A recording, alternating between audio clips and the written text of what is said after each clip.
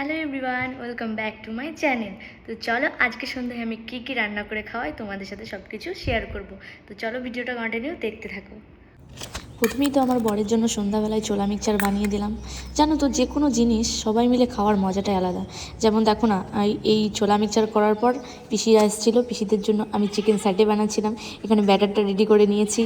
দেখবে সন্ধ্যাবেলায় খুচুরমুচুর জিনিস সবারই একটু খেতে ইচ্ছা করে, সবাই মিলে বানালে সেই জিনিসটা আরও বেশি মজা হয়। একা একা বানিয়ে একা একা খাওয়ার মজাটাই অন্যরকম, কিন্তু সবাই মিলে যে আনন্দটা, সেটা যারা সবাই মিলে করে তারাই একমাত্র জানে। তো চলো, অনেক কথা বলে ফেললাম। তোমরা দেখো, আমি চিকেন স্যাটে বানিয়েছি।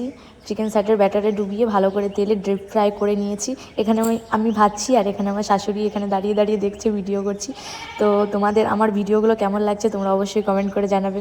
আমি প্রথম ইউটিউব চ্যানেল করেছি, তো 7 ডেজ চ্যালেঞ্জ তো নেবই। তো আর আমি ভেবে রেখেছি এরপর আমার ভিডিওতে যারা কমেন্ট করবে তাদের নাম আমি মেনশন করব। তো চলো, ভিডিওটা ভালো লাগলে পাশে থেকো।